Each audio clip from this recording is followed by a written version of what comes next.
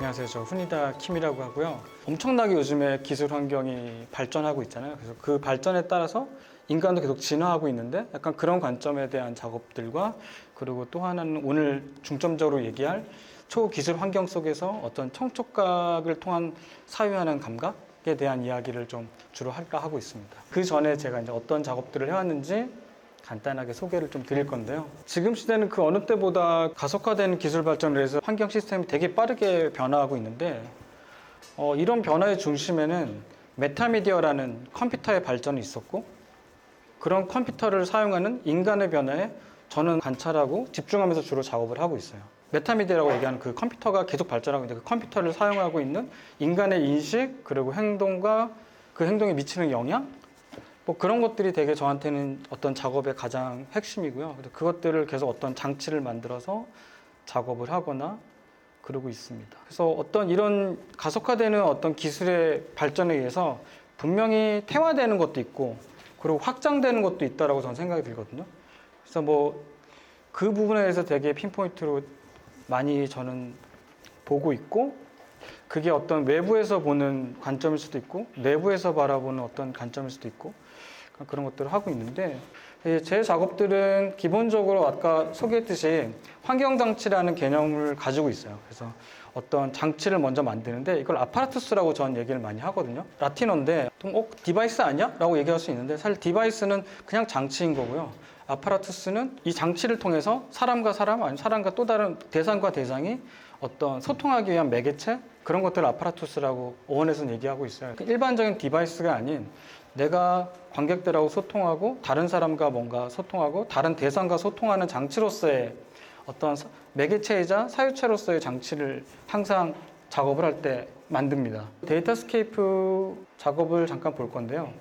기술을 통한 관찰, 우리가 그러니까 디지털이라는 매체를 통해서 모든 걸 다 감각하고 있고 보고 있고 그런 디지털 매체를 통해서 소통도 하고 또 그걸 통해서 뭔가를 지식도 얻고 관찰하기도 하고 그래서 그거를 통해서 뭔가를 관찰한 해상력을 되게 높여야 된다는 생각도 해요. 한편 근데 그것 때문에 낮아지는 해상도도 분명히 있다고 저는 생각을 하거든요. 그런 것들을 가지고 작업했던 것들인데요. 2019년도부터 이제 현대차 제로원에서 후원을 받아서 작업을 시작하게 됐고요. 그러니까 이 관객들이 이 장치를 직접 임플란트하고 그리고 공간을 돌아다니면서 실시간으로 카메라 비전을 통해서 다르게 본다던가 아니면 라이더 센서를 통해서 읽힌 거를 다시 다른 방식으로 소리라는 형태로 읽히게 한다든지 뭐 그런 작업들을 하고 있습니다. 이 작업을 하면서 매뉴얼이라는 걸 만들기 시작을 했어요. 이거 이전에 책이 하나 있었는데 여기 보시면 관점의 매뉴얼이라는 책자를 만들었어요. 이 책은 이런 내용들이 써 있는데 약간의 어떤 저의 어떤 사유했던 문장들을 던져주고 머릿속에 약간 구름처럼 띄워놨다가 저런 장치를 장착하고 미술관 안을 막 돌아다니면서 좀 전에 읽었던 그 매뉴얼의 문장들을 상기하면서 그런 대상들을 관찰하게끔 좀 만들어 봤어요. 네오 프로덕이라는 시리즈를 21년도에 제가 개인전 때 디스 위켄드 룸에서 했었어요. 제가 평소에 어떤 작업이 어떻게 소비되고 어떻게 판매되고 그리고 감상을 어떤 방식으로 하는 거에 대한 관심이 되게 많았어요. 물리적인 인터랙션이 있는 작업들을 하다 보니까 자칫 잘못하면 되게 유의적으로 될 수 있고 자칫 잘못하면 그 관조하는 시간을 많이 뺏겨서 모르게 방해가 되는 경우가 있거든요. 그 유의적인 것들이 너무 재밌어서. 그래서 그런 부분들에 항상 고민이 있다 보니까 미술관에서 이거를 보여준다는 건 일종의 쇼케이스 정도의 역할밖에 되지 않는다는 생각을 되게 많이 했어요. 그래서 프라이빗한 공간에 들어가야 되고 프라이빗한 공간에 들어가려면 어떤 형태가 좋을까? 사점 몰입이 가능한 어떤 공간에서 이것들을 보여줘야 되는데 그랬을 때 떠오르는 건 저는 프로덕트였거든요. 디터람스의 디자인 10계명이라는 데서 제가 좀 차용을 해서 사실 네오 프로덕트 그 매니페스토의 7가지 매니페스토를 만들었어요. 그래서 지금 보면 사용자의 정신에 이용해야 된다. 보통은 디자인이 그러니까 사용자 사용성이 뭐 용이해야 된다라든지 뭐 그런 것들로 되어 있는데 저는 이제 정신에 이용한 아트이다 보니까 내 정신에 이용하고 사유체로서의 집에 두었을 때 어떤 활용 가능한 어떤 그런 것들 그리고 모든 걸 잘라내고 한 가지에 집중해야 되고 프라이빗 공간에 둬야 되기 때문에 뭐 미적이어야 되고 어떤 이런 것들을 제가 쭉 쓰면서 그리고 마지막에는 이제 이 선언이 항상 계속 디벨롭이 돼야 된다라고 써놨어요. 기본적으로 어떤 소리에 대해서 내 귀가 얼마나 무심한가에 대한 어떤 것들을 다른 방식으로 소리를 소비하는 방식들도 가요. 테이블의 형태이거나 아니면 어떤 A라는 공간에서 B라는 공간으로 왔을 때 그 나의 생각을 트리거하기 위한 어떤 행위와 그 소리가 같이 매치돼서 그 소리를 듣는 순간, 그 행위를 하는 순간 내 몸을 약간 정화하는 뭐 그런 형태의 작업도 있고요. 그리고 뉴타입 몸을 위한 명상기구라는 작업이 있는데 이게 이제 작년에 요 아래에서 했던 작업이고요. 이때 주제가 그 메디테이션 유튜브, 그러니까 소진된 인간, 그리고 유튜브도 명상일 수 있지 않아? 라는 어떤 큰 그 큐레이터님의 어떤 그런 명제가 있었어요. 그래서 저도 마찬가지로 그때 당시 생각했던 게 현실 세계에서 너무 정보들을 압축적으로 흡수하고 영화도 막 2배속으로 보고 SNS 같은 경우도 계속 보다 보면 1시간 후딱 가고 근데 그게 되게 나한테 편안함을 주고 그리고 뭔가 집중하고 일을 할 때도 유튜브를 계속 틀어놓고 계속 흘러가게 하고 어떤 그런 현상들이 제가 많이 이렇게 사람들한테 물어보고 저도 보면 그렇게 돼가고 있더라고요. 근데 그게 되게 어떻게 보면 디지털 펜타닐이라고 해서 몸에 안 좋고 정신적으로 되게 안 좋다는 얘기를 되게 많이 하지만 또 한편으로는 그걸 잘 사용하면 사람한테 되게 효과적으로 뭐랄까 되게 유용하게 나를 편안함을 주는 어떤 그런 것도 있다고 생각을 했어요. 그런 명상과 중독의 그 사이의 지점에 대해서 뭔가 이렇게 한번 경험하는 그런 작업들을 했어요. 이 작업들은 다 보면 관객이 뭔가 능동적으로 하지 않으면 그냥 조형물일 수밖에 없는 그런 작업들을 주로 하고 있습니다. 한번 상상해 보세요. 강남역에 한복판에 자기가 서 있다고. 그럼 엄청난 노이즈가 들리잖아요. 근데 그 노이즈 안에서 뭐 카페를 가도 그렇고 집중해서 뭔가를 하나의 소리를 아까처럼 듣기 시작을 하면 그 소리는 이제 신호가 돼요. 더 이상 노이즈가 아닌 거죠. 근데 그 소리를 안 듣고 다시 뭐 옆 테이블에 있는 소리로 자기가 귀를 이동을 하면 다시 그 소리는 소음이 되고 또 다른 소리가 나에게 신호가 되거든요. 그런 거를 이제 보통 선택적 필요라는 말을 해요. 그게 무슨 말이냐면 소리 정보가 너무 많은 도시에서 우리가 살다 보니까 사람들이 귀를 자기도 모르게 이렇게 닫게 돼요. 그러니까 강남역 가면 맨날 우리가 맨날 시끄럽다고 생각을 하면 아마 어지러워서 못 살 거예요. 그래서 시골에 있던 뭐 지방에 조용하던 살던 분이 서울에 오면 너무 시끄러워서 서울은 못 있겠다라고 해서 내려가시는 경우도 가끔 있잖아요. 근데 우리는 잘 못 느끼고 그랬던 게 이유가 뭐냐면 그 귀가 알아서 생존 본능에 의해서 어떤 선택적으로 그걸 선택을 하게 된다고 하더라고요. 그래서 소리가 엄청 시끄럽지만 그걸 내 안에서는 차단을 하고 내가 듣고 싶은 소리만 듣는 그런 상황이 생긴다고 해요. 저의 생각은 그러다 보니까 귀의 기민함이 떨어진다고 생각을 해요. 눈은 점점 발전해서 눈으로 보는 어떤 시각 정보들은 엄청나게 빨아들이고 엄청나게 효율적으로 일을 처리하지만 귀는 사실은 점점점 전 퇴화되고 있다고 생각이 들거든요. 왜냐하면 너무 많은 소리가 항상 들리니까 그걸 다 들으려고 하면 난 너무 피곤하거든요. 그래서 그런 선택적 필요에 의해서 그런 것들을 선별하고 하다 보니 귀의 예민함은 떨어지고 귀로 뭔가를 관찰한다는 건 점점 사라지는 게 아닌가. 여기서부터는 이제 신예실 쌤이랑 같이 이야기를 하면서 좀 진행을 하도록 하겠습니다. 여수쌤하고는 이제 21년도부터 작업을 같이 하면서 작년 코리아나 미술관 공연할 때도 드라마 트로비로 같이 참여해 주셨고 이제 같이 하다 보니까 사실 기술에 대한 이야기도 하지만 기술의 논리 제일 앞단에서 관객하고 만나는 건 다 저는 소리거든요. 그래서 그러다 보니까 아무래도 접점이 많고 그런 얘기들을 계속 깊게 할 수 있었던 것 같아요. 네, 초대해 주셔서 감사합니다. 오늘도. 저는 보통은 이제 음악 비평가로 활동을 하면서 사실 소리 그 자체보다는 사람들이 이제 소리를 뭐 어떻게 구성하고 조직해서 뭐 새로운 의미를 만드는가 이런 부분에서 조금 더 이야기를 많이 하기는 하는데요. 오늘 이제 훈이다 킴 작가님하고 얘기할 때는 이제 조금 더 이제 소리 그 자체 그리고 우리가 일상적으로 귀를 어떻게 사용하고 있는가 하는 조금 더 그 기저에 깔린 감각에 대해서 좀 더 얘기를 하게 될 것 같아요. 초기술 시대에서 소리를 소비하는 방식 이렇게 키워드를 잡아주셨는데 제가 생각하기에 이제 훈이다 킴 작가님의 작업을 이해하기 위해서는 정말 이 일상적인 상황 안에서 귀가 처한 상황 그리고 이 귀라는 감각에 대해서 우리가 어느 정도로 예민하게 받아들이고 있는지를 얘기하는 게 그 좀 출발점이 될 것 같아요.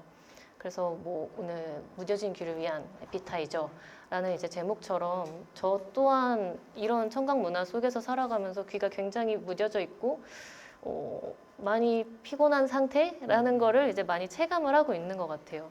그래서 저희도 그냥 이번 토크를 준비하면서 가장 일상적인 순간에서 이런 소리에 대해서 감각하는 시간이 언제냐 이런 얘기를 했을 때 뭐 노이즈 캔슬링 이어폰을 꼈을 때 아 이렇게 많은 소리들이 가득 차 있었구나 라는 것을 이제 역으로 알게 되는 순간, 혹은 우리가 그냥 뭐 유튜브 쇼츠를 이렇게 계속해서 보다가 내가 영원히 비비의 밤양갱을 듣고 있었다는 사실을 이제 뒤늦게 깨닫는 순간, 이런 것들을 좀 더 많이 얘기했었죠. 근데 또 재밌는 게 그 아까 노이즈 캔슬링 말씀하셨는데 여러분 노이즈 캔슬링에서 그냥 노이즈 캔슬링만 하지 않잖아요.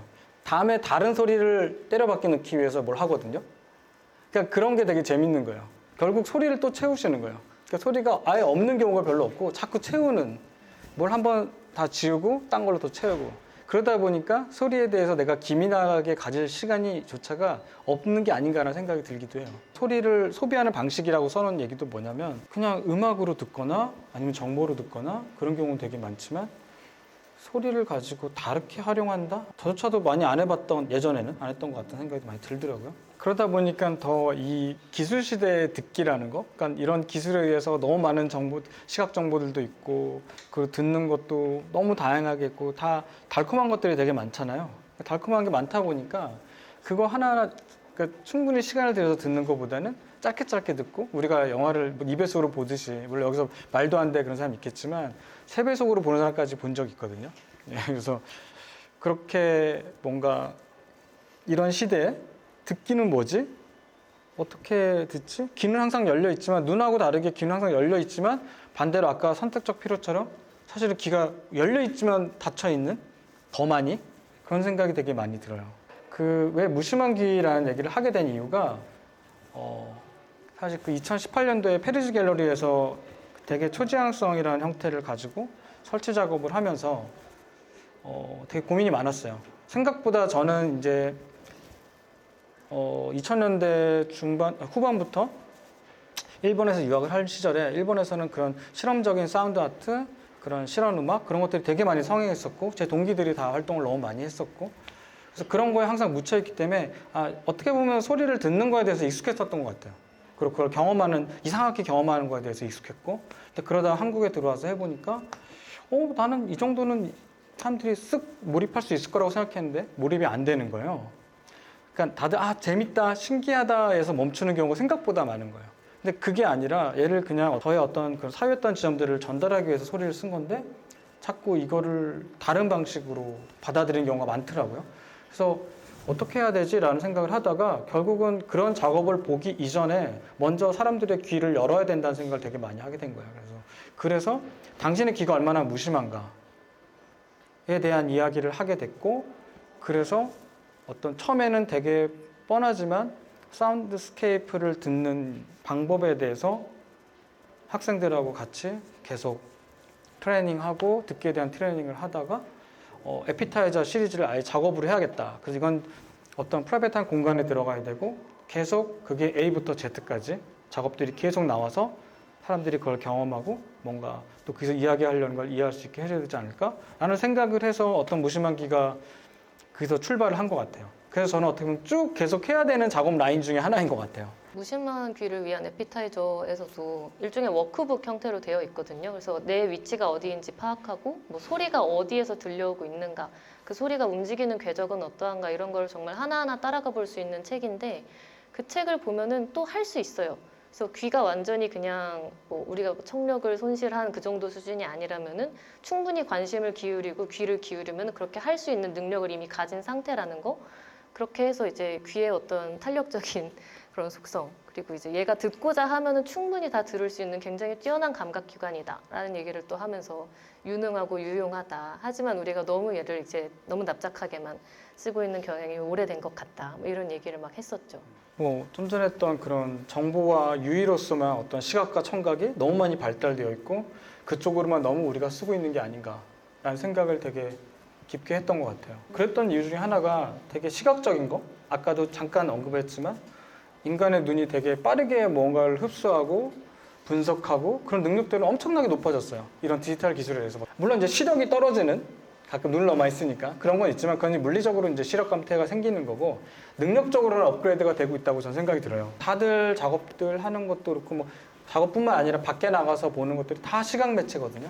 전광판에 영상들 돌고 다 시각이에요. 그러니까 너무 멋지고 AI 때문에 이제 더 멋진 것들이 더 많이 나오겠죠. 더 손쉽게. 그래서 그런 것들에도 청각도 결국은 이것도 나중에 귀처럼 둔해지지 않을까? 그런 생각을 가끔 하기는 해요. 그래서 오히려 저는 이제 너무나 발달되고 이제 익숙한 것들이 아닌 익숙하지 않은 방식의 감각, 그러니까 귀가 사실 익숙하지만 사실 익숙하지 않다고 저는 생각하거든요. 그래서 익숙하지 않은 방식으로 뭔가를 바라보고 읽어내는 것들에 대한 관심이 많았던 거고, 그런 어떤 시각적 도파민, 더 많은 자극과 더 많은 도파민을 요하는 이 시대에서 귀를 어떻게 하면 이것들을 좀 보완하면서 나의 생각을 더 풍부하게 할 수 있지? 약간 그런 생각이 좀 많이 있었던 것 같아요. 물질도 아니고 비물질의 어떤 이 공기 중에 진동을 일으켜서 소리로 듣는 거는 형태가 없거든요. 그래서 형태가 없다라는 거는 그만큼 나의 상상력을 많이 뭐랄까 발현시킬 수 있다라고 저는 생각을 해요. 그러니까 원래 시각보다 어떻게 보면 청각이 더 많은 상상력을 발휘할 수 있지 않을까 라는 생각을 저는 하거든요. 근데 그게 자꾸 현대시대로 넘어가면서 대중음악 쪽으로 가면 슬프다, 기쁘다, 뭐 힘들다 뭐 이런 게 너무 다이렉트로 바로바로 헐리우드 영화처럼 전달이 되잖아요. 물론 그런 것도 저도 듣고 너무 좋아하지만 소리를 소비하는 방식이 다 그런 식으로만 돼 있다면 사실은 좀 너무 편협하지 않나? 라는 생각을 하게 된 거죠. 귀를 열었지만 사실 아무것도 아까 얘기했던 듣지 않는 거. 그게 어떤 무심한 귀고 그런 무심한 귀를 어떻게 하면 능동적으로 듣게 만들지? 그래서 음악하는 사람과 다른 미술가가 하는 사운드의 어떤 다루는 영역에서는 약간 소리를 어떤 다른 감각으로 느끼게 할 수 있고 다른 생각으로 이렇게 점프할 수 있게끔 만들어주는 매체로서의 사운드를 써야 된다는 생각을 되게 많이 하고 있어요. 유타의 몸을 위한 명상기구라고 써놓으니까 사람들이 명상장치예요? 이렇게 많이들 얘기해요. 당연하죠. 다들 그렇게 생각하겠죠.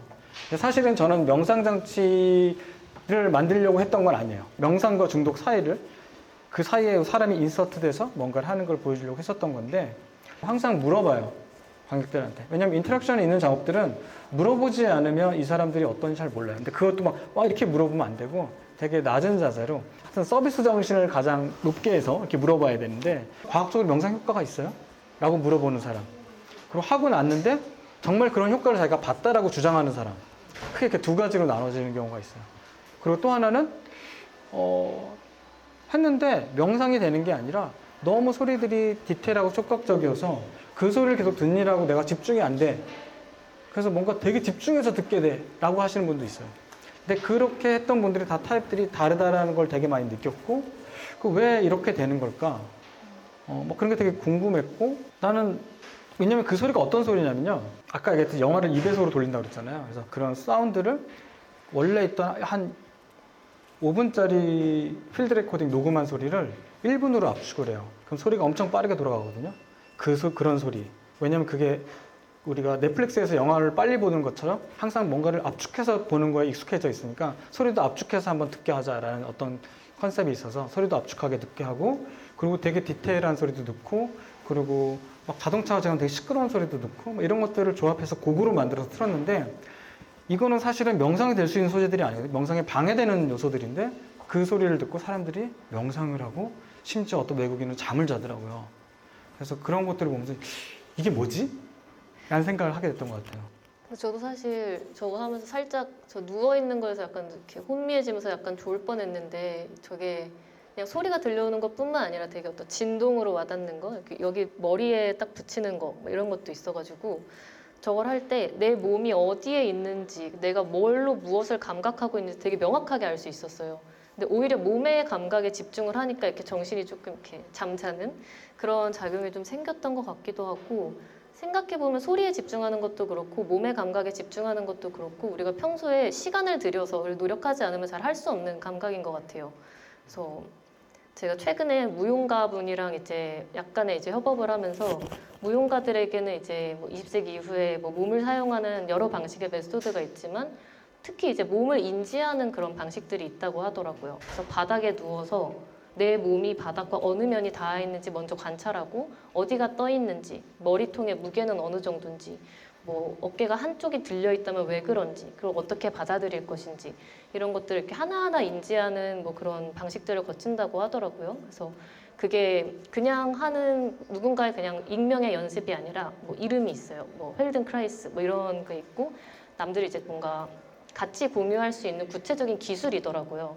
그래서 그런 몸을 인식하는 기술이 있다면은 이렇게 또 청촉각을 이제 인지하는 여러 진짜 테크닉들 이제 발현되는 또 작업이 있는 것 같고 그래서 이게 어떻게든 굉장히 다 연약한 감각들이라는 생각이 들어요. 우리가 충분한 시간과 이제 노력을 기울이지 않으면 그냥 스쳐 지나가는 감각들, 그리고 그거를 이제 되살리기 위해서 이렇게 이런 창작자분들이 열심히 이런 장치들을 만들어서 그런 걸 깨워주는 거죠. 이전에도 얘기를 할 때 항상 이런 쪽으로 많이 대화가 끝맺어지기는 했었어요. 우리가 이렇게 왜 이렇게 이 감각을 전달하기가 어려울까?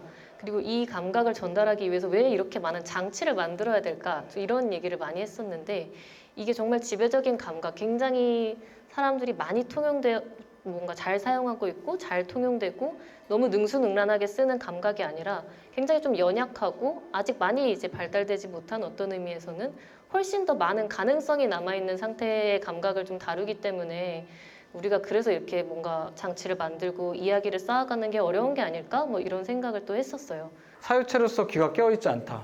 가장 중요한 오늘의 핵심이라고 저는 생각이 들어요. 그러니까 제가 전시를 하면서 사람들이 많이 이렇게 어떤 부분은 되게 좋아하시고 어떤 부분은 되게 공감하지만 또 많은 부분들이 아까 그 약한 이 감각기관이다 보니까 그것들을 잘 접속하지 못하는 이유 중에 하나가 내 귀가 사유체로서 깨어있지 않기 때문에 그냥 듣기를 하는 것 같다는 생각이 되게 많이 했어요. 그래서 이걸 사유체로서 얼마나 귀가 깨어있게 하는 게 좋을까, 어떻게 하면 좋을까라는 생각을 하다 보니까 이런 작업 저런 작업 계속 하게 되는 거고, 근데 그걸 그냥 작업으로만 보여주면 그조차도 생각보다 되게 가벼워지거나 가볍게 하면 가벼워지고 어렵게 하면 또 그냥 어렵게 느끼시고 해서 그것들이 결국은 이런 토크들과 연계돼서 같이 맞물려서 책과 텍스트와 이미지와 어떤 실제 작업과 퍼포먼스 이런 것들이 다 맞물려서 가야 된다는 생각을 요즘에 많이 하게 되는 것 같아요. 그래서 이런 사유체로서의 귀가 어떻게 깨어나는 거냐, 뭘 할 수 있냐라고 물으면 저도 아직 잘 모르겠어요. 왜냐면 이제 음악에서의 듣기를 생각할 때는 그냥 들려오는 소리를 듣는 거, 그냥 히어링, 그리고 조금 더 경청하면서 듣는 리스닝, 그리고 가끔은 뭐 구조적 청취 해서 이제 훨씬 더 이렇게 여러 차원의 듣기에 대해서 이야기하는 게 있는데 우리가 그 소리를 그냥 그 자체로 듣는 일에 대해서는 아직까지 그렇게 여러 층이 아직 발견되지 않는 느낌이 좀 있기도 하고 훨씬 더 뭔가 많은 열려있는 가능성이 있을 것 같긴 한데 저조차도 아직 이렇게 헤매고 있는 단계여서 이렇게 작가님하고 얘기하면서 어떤 방향이 가능할까 이런 것 어떤 예술의 언어 안에서 이렇게 탐구해보는 과정이기도 하고 그냥 소리만 생각했을 때는 그 힘이 좀 약할 수 있어요. 근데 그런 것들이 요즘 같은 이런 초기술 시대에서는 인터랙션, 그러니까 인터랙션 되게 중요하잖아요. 인터페이스 되게 중요하고 여기서 말하는 인터페이스는 꼭 물리적인 이런 인터페이스만 얘기하는 게 아니에요. 지금 이렇게 얘기하는 이것도 인터페이스고 어떤 그런 것들이 어떤 장치들을 이용해서 아니면 또 소프트웨어를 이용해서 되게 많은 가능성들을 가지고 있거든요. 그래서 그런 인터랙션과 사운드, 행위와 어떤 소리가 연결이 되었을 때 더 많은 것들을 보여줄 수 있고 소리를 소비하는 방식이 단순히 소리를 듣는다라는 게 아니라 들으면서 내가 어떤 행위를 하면서 듣는 거라든지 그런 것들이 수반이 되면 분명히 또 다르게 느낄 수 있고 다른 어떤 미술의 또 장르가 전 만들어질 수 있다고 생각을 하거든요. 결국 이런 소리들을 그 미술관에서 아니면 미술에서 어떻게 소비를 해야 되지? 어떻게 보여줘야 되지? 그런 생각을 되게 많이 하게 된 것 같아요. 그럼 기존의 미술은 어떻지라고 봤을 때 기존의 미술은 제가 본 시선에서는 바라보는 미술들이 되게 많은 것 같아요. 그리고 그런 걸 사람들이 좋아하세요. 그러니까 저도 그게 마음이 편해요. 그 사이에 영역에 분명히 뭔가가 있다고. 미술관이 아니면 어때? 라는 생각을 하기도 하고. 그러니까 바라보는 미술이 왜 좋냐면 내가 간주하는 시간을 내 마음대로 컨트롤할 수 있거든요. 그래서 1시간을 보든 2시간을 보든 상관이 없어요. 공연도 그렇고 뭐도 그렇고 뭐 그림도 그렇고 근데 그런 거 다 가능한데 제가 여기서 약간 낯뜨겁긴 한데 선언 비슷하게 하는 자리라 저는 여기서 사용하는 미술이라는 말을 좀 만들어 봤어요. 바라보는 미술에서 앞으로는 사용하는 미술로 좀 생각해보면 어때?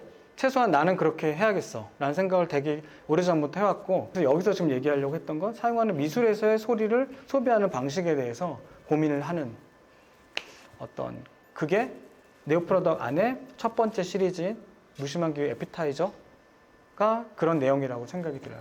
그래서 사용하는 미술? 그럼 뭐 인터랙티브 아트 얘기하는 거 아니야? 라고 얘기하시는 분도 되게 많을 것 같아요. 근데 그거랑은 좀 다른 것 같아요. 바라보는 미술이 아니라 능동적으로 하지 않으면 어떤 이야기가 전개되지 않고 발생하지 않고 아무것도 생성되지 않는 거에 대한 작업들 여기 책방에 있는 이 바가지도 들고 이렇게 하기 전까지는 아무 소리가 나지 않아요. 그래서 이제 정말 뭔가 움직이는 자에게만 이제 작업의 경험을 열어주는 그런 구조들을 사실 정말 모든 작업에서 계속 해오고 계신 것 같아요. 돌작업도. 다가가면 소리가 난다거나 내가 돌려봐야 된다거나 혹은 정말 착용을 하고 같이 걸어봐야 된다거나 하는 식의 이제 체감을 해야만 하는 작업들을 만드는 게 결국 이렇게 사용하는 미술이라는 하나의 슬로건으로 좀 귀결되는 게 아니었나. 이렇게 저도 또 돌이켜보니 또 그렇게 생각들이 연결이 되네요. 왜냐하면 우리가 능동적으로 되게 힘든 사회에 살고 있거든요. 아까 또 스트리밍이 되어 있고 스트리밍 그냥 켜서 듣기만 하면 되고 그냥 내가 능동적으로 하지 않아도 정보가 술술 들어오고 AI 같은 경우도 그냥 내가 쓰면 쑥 들어온다고 착각을 하시고 뭐 그러는데 그런 시대에서 내가 뭔가를 능동적으로 한다는 건 용기가 필요하고 되게 노력이 필요하거든요. 근데 사실 노력을 하지 않으면 우리가 뭐를 성찰을 하거나 관찰을 하거나 사유할 수 없어요. 그래서 그런 부분들이 작업 안에 그대로 그냥 그 태도가 저는 묻어난 거거든요. 그래서 아쉬운 건 뭐냐면 그렇기 때문에 어쩔 때는 작업이 잘못 전달될 때가 되게 많은 것 같아요. 그럼에도 불구하고 이 방식이 맞다라고 생각해서 저는 작업을 하고 있다고 저는 생각이 들거든요. 정말 지금 시대라는 게 모자라는 것도 되게 많고 사실 지나친 게 더 많죠.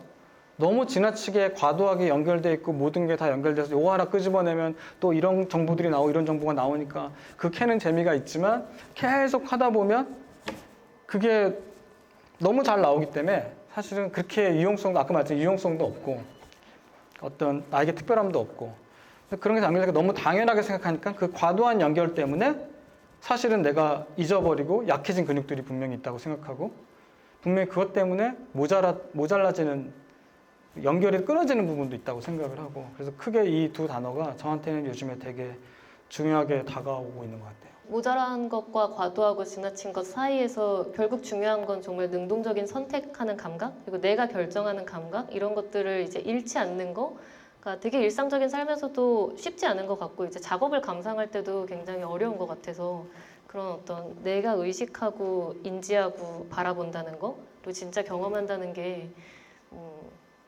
더더욱 뭔가 좀 다르게 와닿는 것 같아요 요즘은. 네, 그 정도의 생각을 덧붙여 봅니다. 마지막으로 좀 말씀드리면 어떤 철학자가 그런 얘기를 하더라고요. 되게 상투적인 어떤 생각에 도전해서 사회의 경직화를 막는 게 철학자의 역할이라는 그런 얘기를 들은 게 있어요. 저도 그게 똑같이 현대 미술에서도 그런 역할을 해야 된다고 생각을 하거든요. 제 자신이. 그래서 되게 상투적인 것들, 점점 경직화되고 비대해지고 있는 어떤 씬들을 뭔가 도전해서 그런 경직화를 없애는, 말랑말랑하게 해주는 그런 걸 내가 해보고 싶다라는 과도한 욕심을 계속 부리면서 살고 있는 것 같아요. 네. 오늘 마지막으로 선생님들한테 감사의 박수 드리면서 마치겠습니다. 감사합니다. 감사합니다.